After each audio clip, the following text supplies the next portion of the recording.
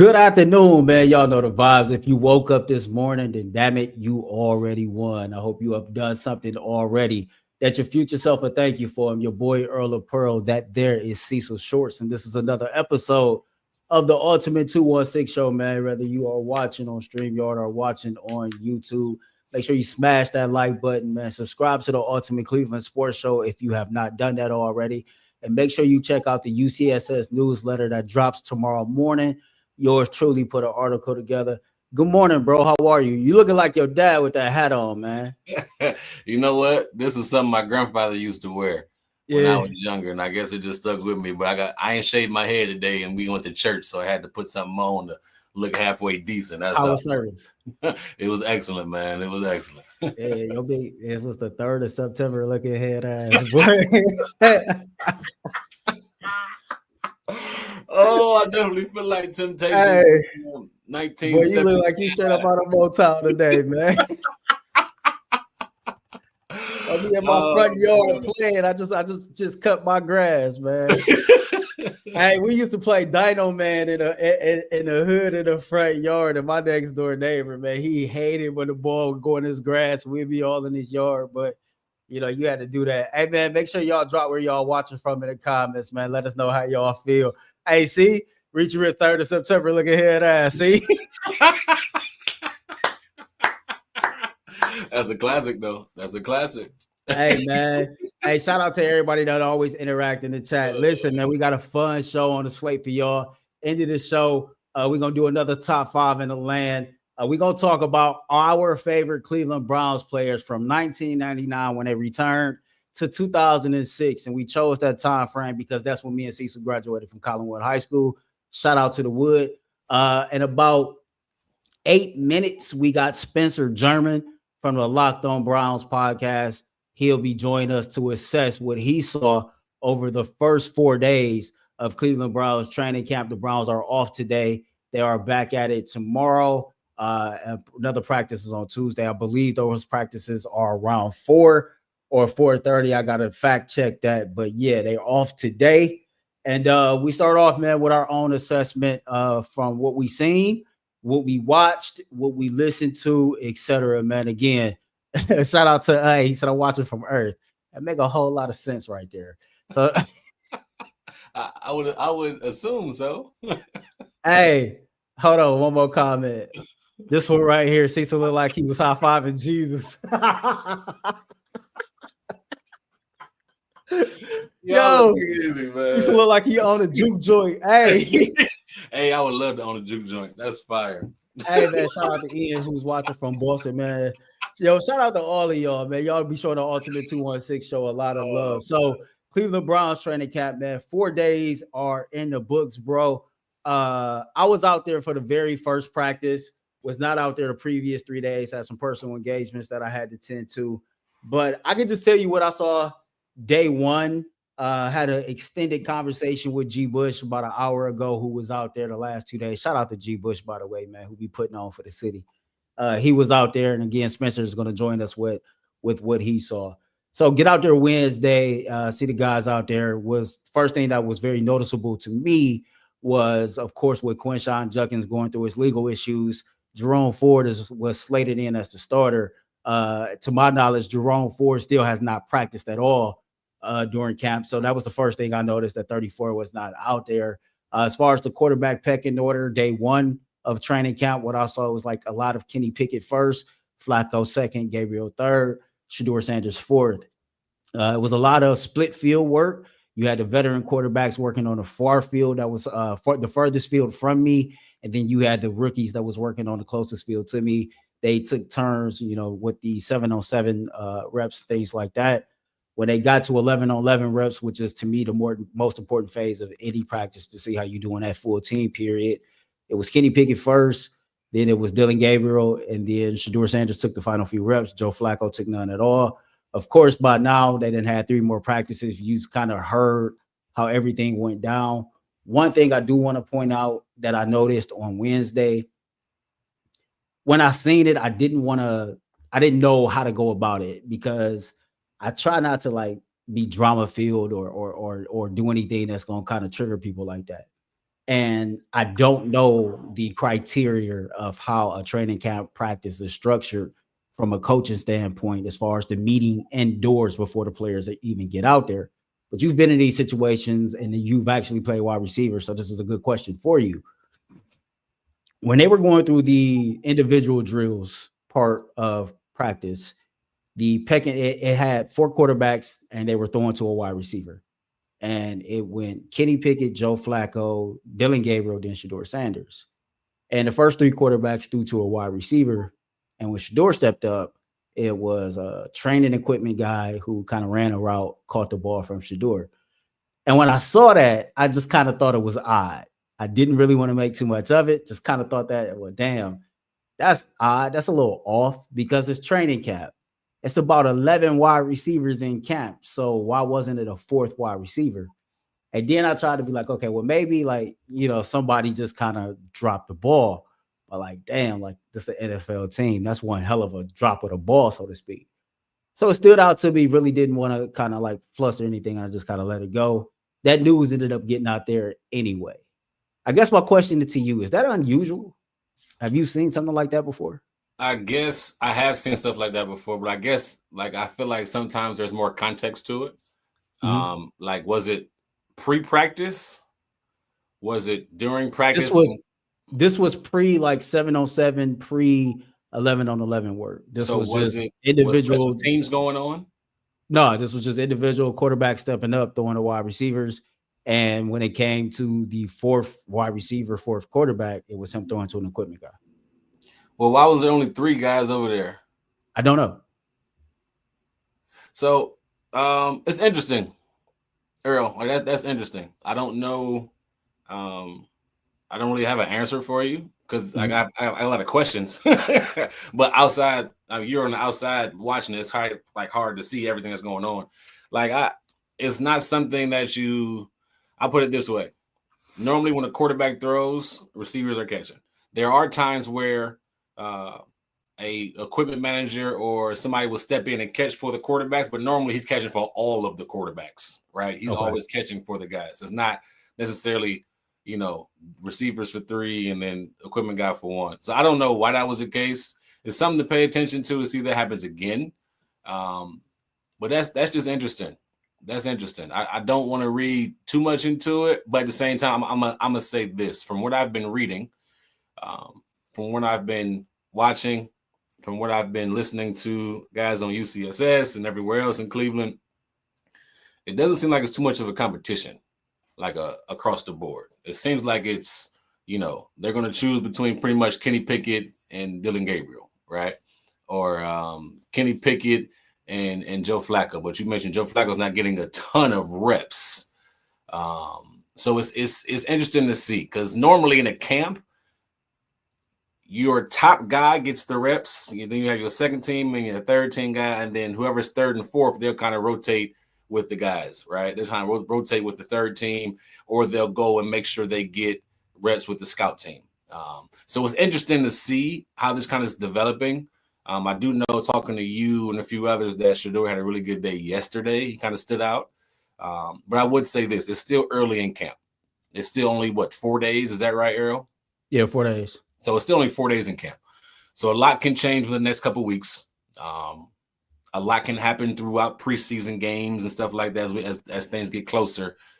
But it's just something to keep an eye on. I don't think it's a competition right now. I think it's cut and dry that they do not see Shedeur in the plans to play a lot this season early on. I just see it that way. Now things can change, right, in a couple of weeks, but from what I've been reading and from what I'm hearing on UCS and others, it just seems like it's not really a competition in that quarterback room. And that to me is very, very interesting. And to be honest, have you ever heard of a 4 quarterback competition? No, so that's where I was going to get to next, man. And Spencer will be joining us here in mere moments. So again, the last thing, couple of things, other things I want to point out that my eyes saw, surprisingly, when I was out there Wednesday, Kenny Pickett threw the ball well. I say this too about Kenny. That boy's smart. He knows his bread butter. You find number 3 early and often, and you don't think twice about it. So something else I saw, Dillon got a good arm, but Dillon, he can't see. And a lot of his completions was like 5-yard dink and dunks closer to the line of scrimmage. But when it came down to something else, yeah, that boy was breaking from that pocket quickly to try to, see what was going on. He did hit a touchdown on a blown coverage. Joe Flacco is getting limited reps, and even that is odd. We talk a lot about Shedeur getting limited reps, and we'll get to that with Spencer. But I think it's odd too because with Joe, it's like, okay, is he not because you presume him to be the starter? But even if you presume him to be the starter, he's 40 years old. He might know the offense from a savvy veteran standpoint. But what about a time and a chemistry standpoint? Isn't this when it's go time, quote unquote, for real? And again, it's early in practice. First 4 practices, pass haven't even came on yet, so a lot can change. But it's our job to assess what we see as of right now. I think you really can't keep this up. I don't think you can keep up a 4-man quarterback competition, quote unquote, if it's even a competition in training camp. I thought this is the portion where you're really starting to get yourself knee deep ready for the football season. This is where the ones is running with the ones, twos running with the twos, so on and so forth. And it just seems like it's too much going on for them to even get a true evaluation. G. Bush did have some insight on what took place, during training camp yesterday, that when Shedeur Sanders finally got his opportunities to get in there ahead of Dillon Gabriel, that, he had about 3 or 4 reps in the 11 on 11 drills. And then he went over to another field by himself and started working in red zone situations in 11 on 11s, I think with the third team, where everybody else was on the far field. G said what stood out to him was this. Andrew Berry and Kevin Stefanski alike both went over there and started watching Shedeur intently, really intently. G said next thing you know, a lot of people start gravitating towards that field where Shedeur was at. So, I think we asked Spencer, that's my guy, so I can put him on the spot like I put you on the spot. I know you back there laughing. We gonna ask Spencer, man, that we feel like, Shedeur possibly jumped Dillon Gabriel after day 4 of Cleveland Browns training camp, because again, this is where we get in here and we try to assess what's going on. But before we bring Spencer in, it's a good time to let you know that this portion of the show is brought to you by FanDuel. Summer sports are in full swing, and whether you're all about baseball under the lights, golf on the green, or high-stakes soccer action, FanDuel is the best way to make every game even more exciting. You're always following the action. Why not make it a little bit more thrilling with FanDuel? You can get in on a game while your friends are getting sunburned at the beach. I've been using FanDuel to track my favorite matchups. The app keeps it fresh with new data and fun ways to bet. If you're new to FanDuel, new customers can bet just $5 and get $150 in bonus bets if your first bet wins.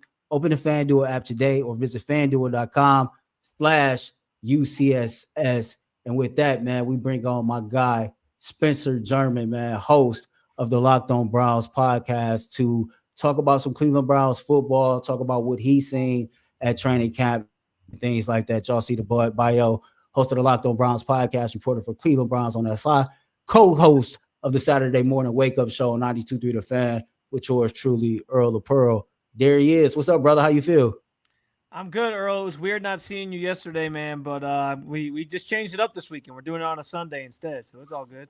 Yeah, we doing it good, man. I got 2 of my guys in here, man. So me and Cecil was kind of talking about, the things that, I saw Wednesday, the things that I've kind of read, that I've watched. Take us through just the first 4 days, yesterday in particular. How are you assessing this quote unquote 4-man quarterback competition? G. Bush says it's not a competition at all. How do you see it? Yeah, I think in some ways it's, some things have stayed the same, like that we've already known, and some things have changed slightly.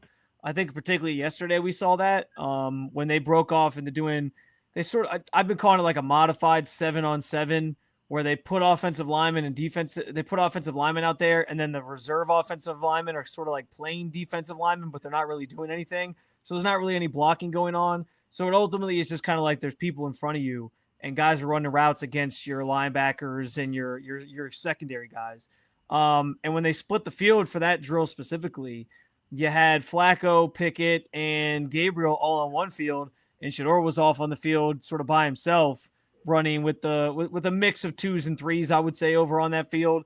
And so I think that was kind of revealing even further that I was listening to that before I came in, like what you're talking about. You're trying to get ready for a season, And so I do think when they get back on the practice field tomorrow on Monday, you're going to see them really tighten up those reps and, divvy them out in a different way, because they can't keep running those guys out there together and splitting the field and all that for forever. Like, as much as you want to see these guys develop and get better and see what you have, you do have to start sort of making a decision or getting closer to a decision on who your starting quarterback is going to be.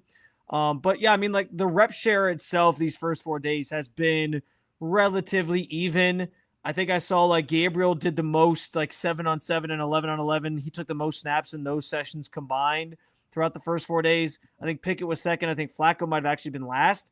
But Flacco, I think, also is kind of, I think I've described it with you, where it was like a first-round bye type situation. Like, they know what to expect in Flacco. I think these first 4 days was kind of like getting your feet back underneath you, letting guys just kind of get back in the swing. And when the pads come on Monday, that's where things ramp up a little bit more. So we'll see what the rep share looks like, but I'm anticipating they tighten that up a little bit, they change it up a little bit, and you're seeing them start to pivot towards, okay, now we have to figure out who our starting quarterback is. Well, let me ask you this. If you think they're going to tighten it up, if you think they're going to, it sounds like, focus in on who can be the day one starter, what does that look like to you? Because as you both know, in a normal training camp, you're not using two fields for the offense because you have so many quarterbacks fighting for one spot, right? So Flacco not getting reps speaks loudly. Like, is he just there to be a coach, right? Is he just there to something goes wrong, we put Flacco in? Shedeur not getting tons of reps. That speaks loudly. So it sounds like it's just between Pickett and Gabriel. So in your opinion, Monday comes, pads come on, helmet, boom. What's the quarterback rotation look like to you? Yeah, I'm going to guess they probably start with Pickett, and then I'm going to guess it goes Flacco, and then I'm going to guess it goes Gabriel. And it's interesting you bring that up, Cecil, like the idea of, there's kind of two ways to look at the Flacco thing, right? Like, I view it from, they haven't really done a lot with him yet because he's the guy that's been in this offense before. He's the guy that knows it. He's a 17-year veteran. There's not like a big learning curve for him, right? Like, he kind of, you know what to expect with Flacco, and he knows how to handle the like a training camp and kind of what he's doing in this offense. But the opposite side of that is like what you said. Like, are they just not giving him the rest because they're like, we want to see these guys more, and we'd rather one of these guys win the job, and Flacco is kind of like our backup plan. And honestly, like, it's the other part of this too is like, if they get to the end of training camp and they've prioritized Pickett and Gabriel maybe more especially with the first team, maybe their argument for not keeping Flacco is, well, we just, we didn't utilize him enough. We didn't get him enough reps. So we feel more comfortable with these guys. And in that sense, you go back to the idea that they started this entire thing by saying it's a 4-man competition. That would certainly speak to it wasn't really a competition at all. And they kind of stacked the deck a certain way for the guys that they really wanted. So it'll be interesting to see how that plays out. But I think I kind of go into this week when the pads come on with it being like Pickett and Flacco are 1A and 1B. And then Gabriel's kind of that next guy up. And then Shedeur's obviously the last guy. And I've sort of heard, and through conversations we've had with Coach Stefanski, they are really, really, really being patient with Shedeur. I think that's the important thing for people to understand, because I know there's a lot of people who think it's unfair that he hasn't taken first team reps yet. I get that. I thought after what he did in the spring, he probably deserved some first team reps, but we just haven't seen him do it yet. And it's pretty clear they're indicating to everybody that they think he needs time, and they're going to give him that time to sort of develop. So I think when the pads come on, though, that the pecking order, and then we'll see how the chips kind of fall over the course of this next week, and who maybe starts to rise up or sink a little bit. And that'll lead us into that first week of the preseason, obviously, to follow. Yeah, I thought he answered that question, by the way, like a pro. I'll just say this. I wouldn't have asked that question. You talking about Shedeur? Yeah, I thought I wouldn't have asked him that question personally. And I thought that, if he answered that question anyway, outside of how he did, it could have went left really, really quick. And that's why he asked it. To get that reaction. I'm not gonna say to get that reaction. The fact that he went about it that way, I can respect that. I'll move on to this point, because Andrew Berry kind of spoke very candidly, in my opinion, about Shedeur Sanders and the speeding ticket and things like that, and just his whole demeanor in that particular press conference. How did you assess that? Yeah, listen, I on one hand, I'm like, what do you expect the GM to say? Like, he was trying to sort of put his foot down on that they took this seriously. But on the other hand, what I thought was interesting, and I was talking about this with somebody the other day, when Myles Garrett got in his accident, which, I mean, that we all saw the pictures of that. Like, he could have honestly killed, like, he could have died. He could have killed himself in that accident that he had a couple years ago. There was, like, Andrew Berry said nothing that, like, as assertively about, like, they just kind of said, like, we're glad everybody's okay, that type of thing. I don't remember him, and I think I went back and looked up the quote, and I don't remember it being anything where it was like, yeah, really stupid. Like he didn't put his foot down, I think, as severely. And so I thought that was kind of interesting. But I also do think Andrew Berry is in a place right now where he's a little extra defensive because he's dealing with the Quinshon Judkins stuff sort of behind the scenes as well. And so I think everything that's kind of come up, whether it's a minor legal thing, a major thing, I think it kind of feels like he has to go into defense mode a little bit. I don't know, like his and this kind of lumps into the Quinshon part of this as well. But I just think it's hard for people to really, I don't even know if the word sympathize, but like feel like Andrew Berry's being genuine when he talks about some of these things. Like he mentioned like being, losing sleep at night over the Quinshon thing. And I think it's just hard for people to wrap their heads around that when this is the organization that, first of all, traded for Deshaun, gave him the contract, like almost rewarded him after everything he was caught up in. And then there's been other instances where they brought in guys who did have red flags, not saying Quinshon did, but that other guys they brought in with red flags, and they've tried to sort of turn them around. And like, if you keep doing that repeatedly, I just don't know that people really believe you're really like that heartbroken or it's really bothering you as much as he says it does. So I thought his comments were interesting. I've said it a number of times. I don't think the speeding tickets, is a stupid thing to do? Of course. I think many of us have probably sped maybe not as fast as Shedeur, maybe faster than Shedeur, maybe gotten caught, maybe not gotten caught.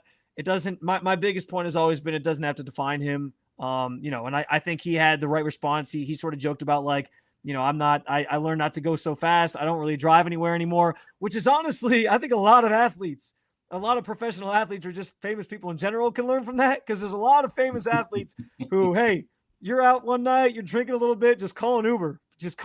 Don't drive anywhere. You're better off. So I thought he handled that situation the right way as well. Let me ask you this. We all know the Judkins situation. When you look at Jerome Ford being out, how did Dillon Sampson look? And I get it. There's no pads. You know what I mean? For me, it's hard to judge linemen and running backs without pads being on and be able to, get hit, break tackles, see the holes. But how's Dillon been looking?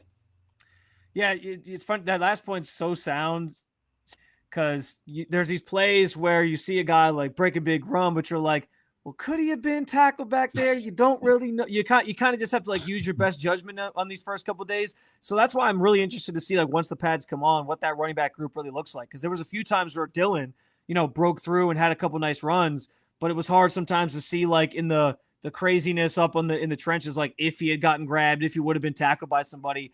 But I do think like these first few days, you've seen a guy who looks really athletic, looks like he can move around a little bit, and he's very spry, makes some nice plays with whether it's in the passing game or as a runner.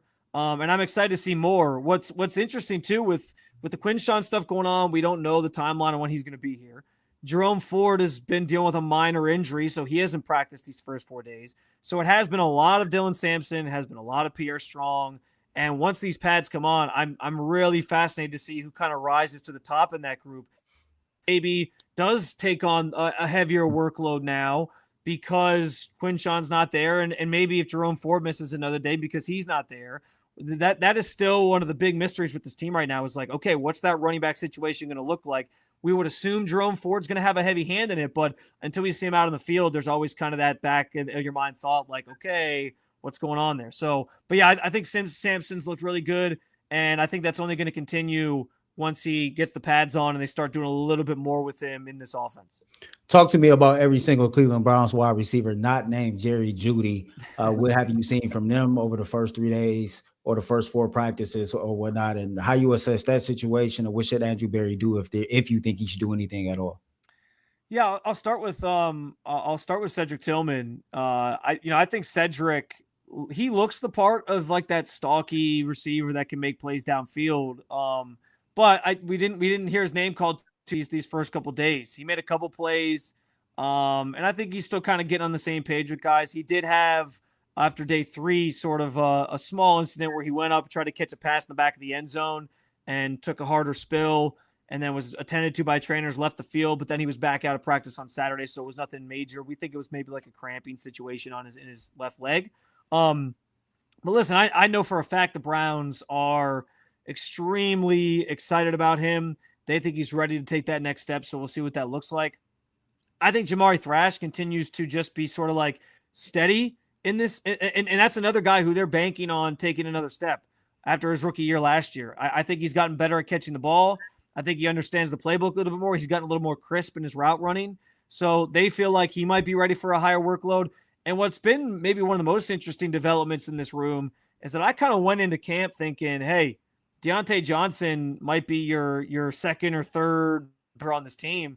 He's been sort of further down the depth chart. There's been a lot of DeAndre Carter, who they brought in as a return specialist, running with the ones, running out of the slot. He caught a touchdown from Dillon Gabriel in some of these red zone 11-on-11 drills on Saturday. So you've seen a lot of him getting worked in. And Deontay, I mentioned sort of the split field. He was actually over on Shedeur's field, which, like I said, was kind of a mix of 2s and 3s. And so I thought that was kind of interesting. And we honestly, until yesterday when he caught a touchdown from Shedeur, we hadn't called Deontay Johnson's name too much anyway. So, yeah, I think there's some interesting developments here. I'm really excited about Luke Floria.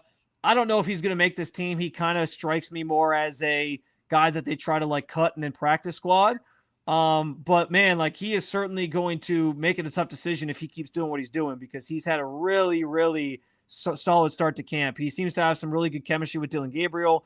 He had a couple plays he caught from Dillon Sampson, or sorry, not from Dillon Sampson, from Kenny Pickett. I mixed up my Dillons for a second.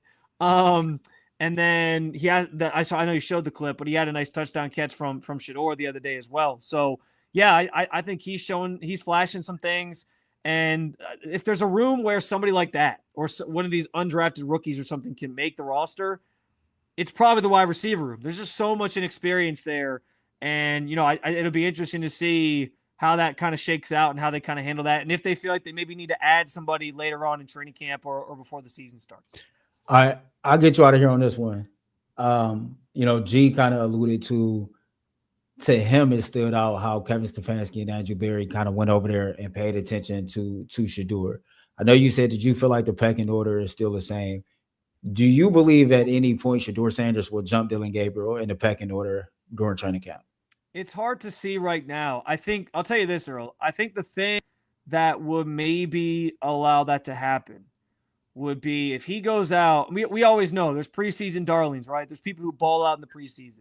And listen, to be fair, like the Browns, they use the preseason, especially for guys like on the roster bubble who are trying to earn a roster spot.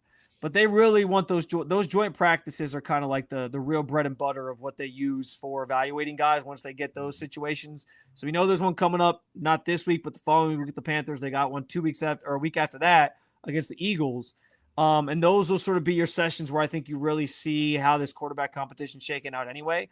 But if Shedeur looks really good in the preseason and like forces the issue and forces their hand, if Shedeur gets some reps in those joint practices, maybe even with the 2s, and he looks like he's starting to pick things up even more, and they feel like he's taken that next step, that's the thing that I think then earns him some more reps with the 1s, and then or his first reps with the 1s, and then allows him to maybe supplant Dillon Gabriel. But right now, I think the way that they've structured this thing, they are really trying to slow play it with him and just let him develop. So I do think it's an uphill climb just based on how the Browns are handling this thing for him to do something like that, because they love Dillon, and I think they've made that pretty clear.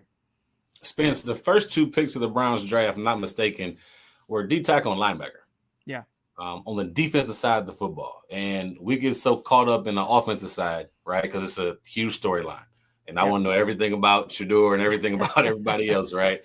But so far, how's Mason and Carson looked? Are they with the 1s? Are they getting a lot of reps? I want to hear just your thoughts on there. And again, those are 2 positions. Once the pads come on, we'll know more, right? But I also want to hear about Harold Fannin Jr. Like, I haven't heard his name too much. Is he out there? How does he looking? So I'll kind of work in reverse order here. I'll start with Harold Fannin. He actually had, I think, one of his best days on Saturday where you heard his name called a little bit. A couple passes from Kenny Pickett. was more involved in the offense. I think there was one play. There was a play. I forget who the quarterback was. It might have been Flacco, but he threw a ball up sort of down the sideline into the end zone, and Fannin had just kind of cleared the guy in coverage, and he tried to make a really cool one-handed catch, and he just couldn't bring it in. So I think Fannin's starting to get a little bit more usage. Again, I'm excited to see how when the pads come on, where he's kind of moved around, where they have him, what do they have him doing, how does he handle, when the real bullets are flying and you got guys ready to hit you. So I'm excited to see more from him. Mason has been with the ones from start to finish through camp. I think obviously when you're the number 5 overall pick, they're expecting you to be a plug and play guy. What's so funny about Mason though is, and you mentioned like not hearing his name called much. Part of that is, of course, pads aren't on. You're not tackling anybody, But he talked to us this week, and somebody asked him the question basically like, you don't really move like a number 5 overall pick, like in the way you handle yourself, like you just kind of show up and work. And he was like, yeah, it's just kind of the way I am. Like he's not flashy. There's other, for example, if Travis Hunter had been the guy they took, right, like at number 2, Travis Hunter, like he shows up, he's got this big personality. It's just kind of funny that he's a little bit more reserved and he just kind of keeps to himself. He's just trying to work. And you can tell out there that he's, just trying to kind of be about football and get acclimated and have an impact on that defensive line. And I think we'll start to see some more of that with the pads on as well. And then the most interesting one of those 3 that you bring up is, I think, Carson Schlesinger at this point, because the Jordan Hicks retirement piece of this is that changes the math on some things. And, I think a guy that was going to be looked at as probably top line guy, like was probably going to start for you anyway. Now he takes on even more responsibility. He got on his helmet the last couple of days. So he's been calling the defense, calling a lot of the plays. It's going to be a lot for a rookie to handle, and there will be some growing pains there, I'm sure. But I actually think in some respects, like, it's a good thing in the sense of you took this guy first pick of the second round, and there's going to be no like hiding, right? Like he's going to have to learn things quickly. You're going to find out pretty quick if this guy can cut it at the NFL level, if he can't cut it at the NFL level. And for a team that's in sort of this transitional phase, right? They're trying to win while rebuild a little bit. I think that's actually a good place to be with a guy that you took that early. Is like, hey, let's just find out. Let's find out right now. Rip off the Band-Aid, and we'll see if he is going to be able to be a consistent and core player for us moving forward. So I'm really excited to see how much more he's involved and how much more he's ready to bring. And we'll see what that linebacker group kind of looks like around him. But you certainly threw a wrench in their plans, but I think it can almost be a positive thing if especially if he thrives in it. Spence, bro, we appreciate your time this afternoon, man. Go enjoy the rest of your Sunday with your family, bro. Appreciate you guys. I'm always grateful to come on. You know that, man. I'm always grateful to chop it up with you too. So peace. Take it easy. Alrighty. That's Spencer German, man, host of the Locked On Browns podcast. Very insightful, man. Any thoughts before we move on? Yeah, the pad's going to tell us a lot. It's interesting. Again, you can't have there's no such thing as a 4-man competition. Like, it's not doable, right? So it's interesting to me. He said he thinks things will change when the pads come on tomorrow. So I'm interested to see what's that going to look like. The reps. Is Flacco going to get more? Is Shedeur going to get more? He said that they were going to take their time with Shedeur. So I'm interested. What do they feel like he has to still develop, right? What do they feel like he has to still catch up to? Is it the playbook? Is it the speed of the game? Whatever it is, they obviously feel like Dillon is more on top of things or more pro-ready than Shedeur is right now, which is very interesting to me. So yeah, I'm gonna be honest with you before we move on. Just me keeping it real. I think like Dillon can spin it. I think he got a really, really strong arm.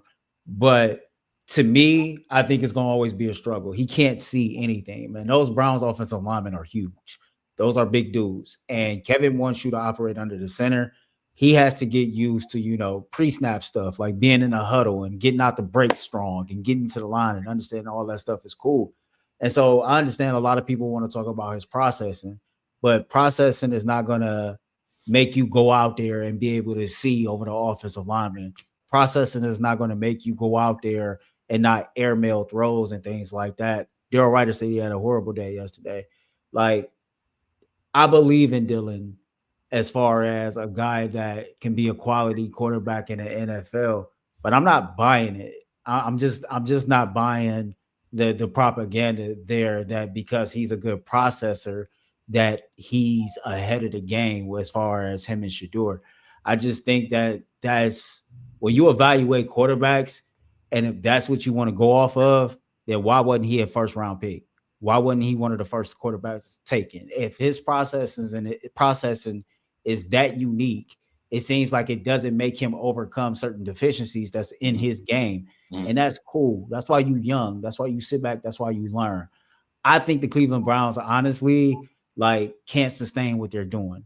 I think it's dysfunctional a little bit, and I think that you're not giving us a clear-cut indication of who's outperforming who, whether that be between Shedeur and Dillon or between Kenny Pickett and Joe Flacco. The fact that Joe Flacco is not getting many reps at all and people talking up to, well, he knows the offense and things like that, I still call BS on that. You play wide receiver NFL. Timing and chemistry with the quarterback who's going to be throwing you the ball on a consistent basis matters.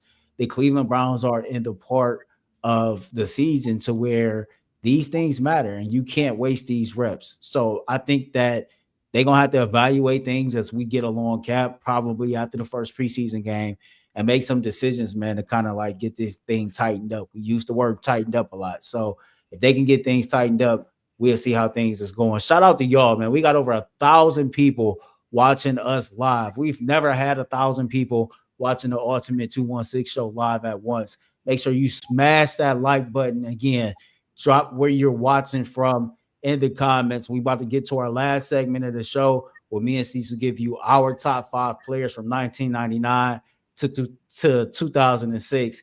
And also, if you got any more funny jokes about Cecil's hat, drop those in the comments as well, man. Y'all been showing out in those comments, man. Don't forget, subscribe to the Ultimate Cleveland Sports Show. Make sure you stay tuned in to all of the spinoff shows. This show, The Ultimate Guardians, The Ultimate Cast, The Ultimate Browns with G. Bush. So let's get into it, man. We debuted this a couple weeks ago, top 5 in the land.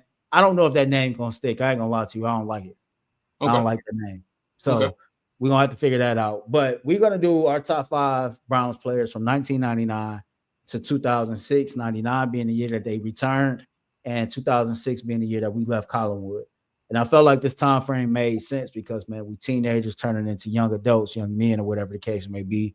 And this is when we had the most time to really pay attention. Well, me at least. You, this became an everyday thing. So let's get to yours first, man. I want to see your list first. Well, hold on. This is top 5 favorite Browns players. Top 5 favorite Browns players. Let's be clear, not the best. Yeah. Hey, see, here you go. You already know the chat about to tear your ass up when they see this list. Look, they already know. Look, hey, the chat about to tear your ass up when they see this list, man. Listen. It's the people that stuck out to me for whatever the reason. There's different reasons, right? Number 5. No, hold on. I'm gonna pull a list up and then I'm gonna let you go through it. We got some super chats too that we gotta read at the end of the show. Shout out to y'all. They're gonna hate me for my list. Oh, they're gonna hate me. All right, here goes Cecil list, y'all. They're gonna hate me. All right, ready? Let's do it. Oh man, Charlie Fry, number 5. God dog, y'all gonna be like, why Charlie Fry? It's a story behind it though. Here we go. Around that time, right? Charlie Fry he's an Ohio guy, first of all, right? From like Willow or somewhere like that in Ohio. He played ball at Akron, 3rd round draft pick from Akron. Around this time, I was being recruited by Akron. So we were like always going to Akron camps, Akron 7-on-7s. So all I would hear from the Akron coaches about Charlie Fry. So I became a fan of his. Like, that's just kind of what happened. So I started following his career, rooting for him for the Browns, just paying attention to who Charlie Fry was. So for me, when I hear Charlie Fry, I always perk up. I'm like, oh, I'm cool. Not that I'm cool with him, but I was just following him, and it was something to me. So he was one of my favorite guys. Didn't start a long time, right? Played two years with the Browns, maybe 3, and then kind of bounced around some other places. But Charlie Fry is my number 5. Number 4, Kellen Winslow. Ooh, that boy was a dog. One of my favorite guys in this time period. Really was able to see him develop. His first year didn't do much. Year 2 and 3, he took off. I think it's in 2007, he was a Pro Bowler, out over 1,000 yards. But he was special to see. He was fun to watch play, and I loved his passion. His passion for the game was unprecedented with anybody else. Like, he was a special talent. So yeah, Kelly Winslow's on my list. Number 3, Corey Fuller. He was to me, Corey Fuller was like the lockdown guy we had. We had him and McCutcheon for a few 2-3 years. And when you hear Corey Fuller, former Florida State guy, I'm like, okay, it was fun watching him kind of just come into his own. I think he was drafted in Minnesota, then came over later in free agency. Yeah. But Corey Fuller was my number 3. With Boston, them guys. 2 and 1. I know Earl hate my number 2. I love Dennis Northcutt. I literally love Dennis Northcutt. Smaller guy, shifty, decent punt returner, had a couple to the house, and we shared the same birthday. That's what we shared, the same birthday. So I don't care what happened. I don't care what he did in no game. He couldn't do no wrong to me. I always rooted for Dennis Northcutt. So he wore 86, you wore 84, just to kind of like mirror it. That's what it was. No, Jackson, let me pick my numbers. I had no choice. But it was just, man, I just rocked with him. He just seemed like a cool dude. And then Braylon Edwards, I even though he went to the school up north, which will remain unnamed out of respect for Dustin Fox, oh man, who else is our Ohio State alum?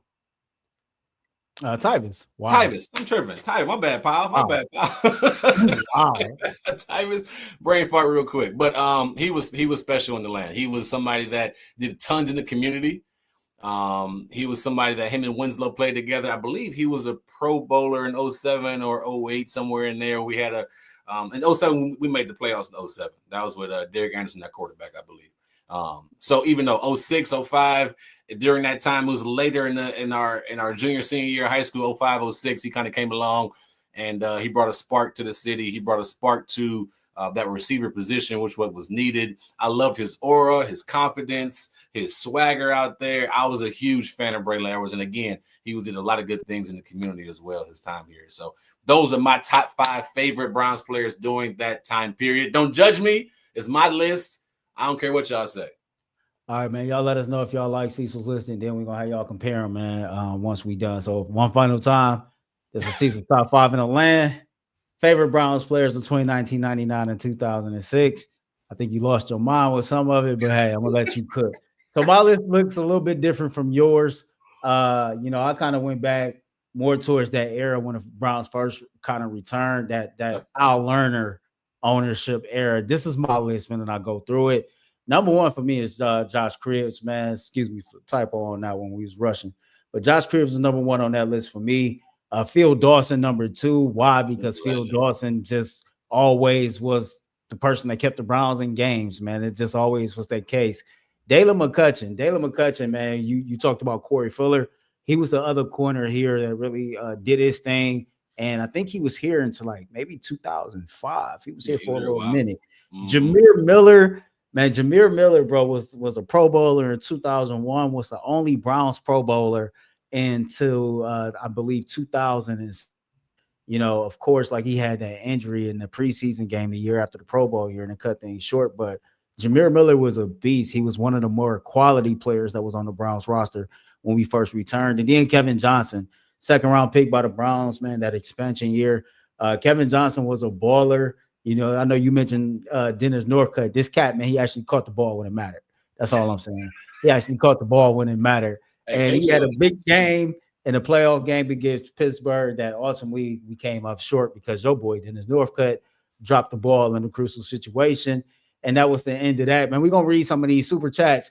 Drop a 1 in the chat if you like my list. Drop a 2 in the chat if you like the Cecil list. And y'all let us know what y'all think. Shout out to y'all, man, who came in here to, just support this show, and especially who sent those super chats. Let's start off with Kirk Davis. Kirk says, I watched Quincy Carrier. Shout out to Quincy. I think it's his name. That's Quincy. And he made good points about the QB competition. Sanders still needs to not hold on to the ball too long. DG has a quick release, but the pads might be an issue. I don't know if my eyes was deceiving me. I kind of thought Shedeur release was a little bit quicker than Dillon Gabriel's, but they both can spin it. They both got a pretty quick release. Listen, like I think when the pass come on, we're going to learn a lot about the quarterbacks. We're going to learn a lot about this team. And I think that when we get to those joint practices in particular, right, you know, against those other teams, that's when it's going to get for real. Morning Coffee says, so basically Dillon is Dan Orlovsky. He's a processor. Got it.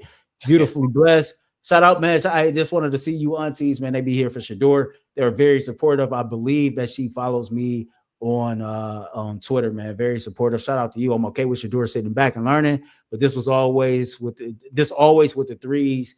BS ain't it. I think like people who are big fans of Shedeur Sanders want to see Shedeur Sanders get a fair opportunity to prove what he can do on the football field and be given a fair shot. I don't think that they're trying to crown Shedeur as some guy who has already done it. I think that they are smart enough football fans to know that you still got to get out there on the NFL level, adapt to the speed of the game, and prove what you can do. And they have a lot of faith that he'll be able to do it. They just want to see him get his opportunities. I know once this relationship first started, because that's what it is, his fan base integrated with the Cleveland Browns fan base. Me and a lot of them people got off to a rocky start. They was just coming in here, man, you know, trying to take a crap on the city. And I'm from the 216, man. I wasn't having that. So, but all is well, man. So shout out to his fan base, man, who's been very, very supportive to me. Any final thoughts before we get out of here? Cecil got that church out on. That's where I came from. Deacon Shorts. I would say be patient is my final thought when it comes to thinking about the Browns today. The next few weeks will tell us a lot. I'm very interested. And I'll say this too. Normally when guys don't get reps, they get cut. Like there's no if, and, or buts, right? Normally when guys don't get reps, whether you're a veteran or a rookie, you get let go. Now there's an opportunity where you get put on practice squad, but it's so interesting to me that Flacco's not getting a lot of reps, and then Shedeur is not getting a lot of reps in the whatever case may be, 11-on-11, 7-on-7 compared to Pickett and Gabriel, right? So in my eyes, you don't keep Flacco on a practice squad. Like you just don't. You release him and let him go. He's not trying to be on a practice squad. 17th year.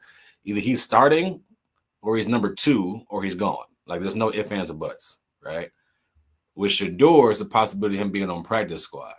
So it's just interesting how we're going to really figure out how this is going to go. So just be patient, everybody. And then hopefully the cards will play out for Cleveland rise to the top. I just comment right here. They roasted. That's how you know they really from Cleveland. Yo, hey, we talk shit in Cleveland, man. Like I promise you, like interactions between people who know each other in Cleveland, they'll be these old pleasant, you know, good to see you, nice to see you. And like, boy, man, get your rich boy looking ass up out of here with them locks, man. Like my friends think I got weave in my hair. They swear up and down my hair grew too fast, man. But haters gonna hate. Haters gonna hate. You just let people do them, man. You know, they mad because they can't do it, bro. That's all that is.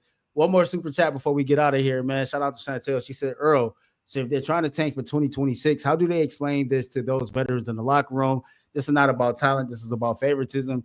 You can't explain that.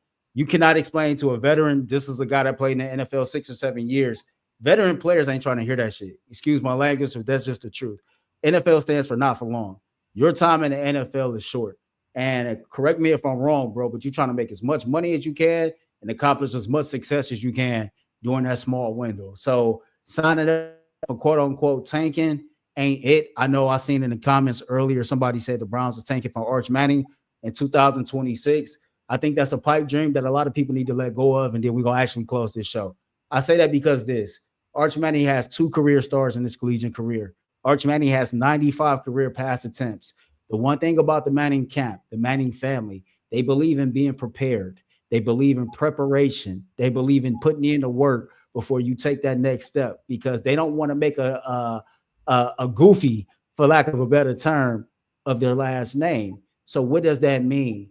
His grandfather, his father, his uncles, they are going to assess Arch Manning this season, and they're going to make a determination if they believe this dude has what it takes to come out after this season. But there's a strong possibility that Arch Manning will go back to school for another year after this season to get another season under his belt before he entered the NFL draft.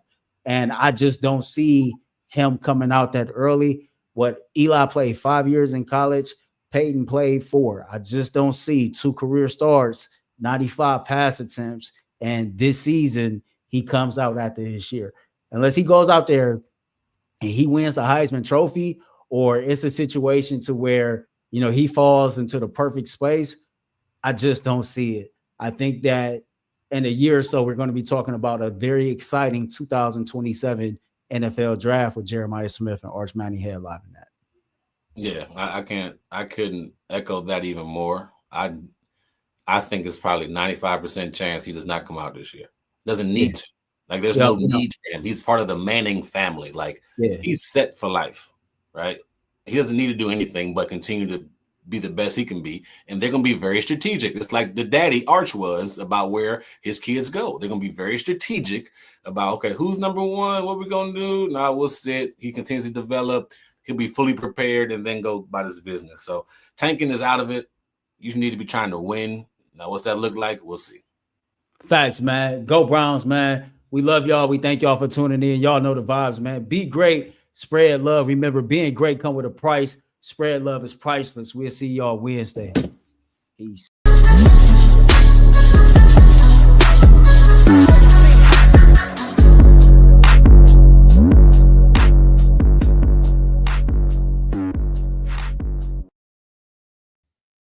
Yo,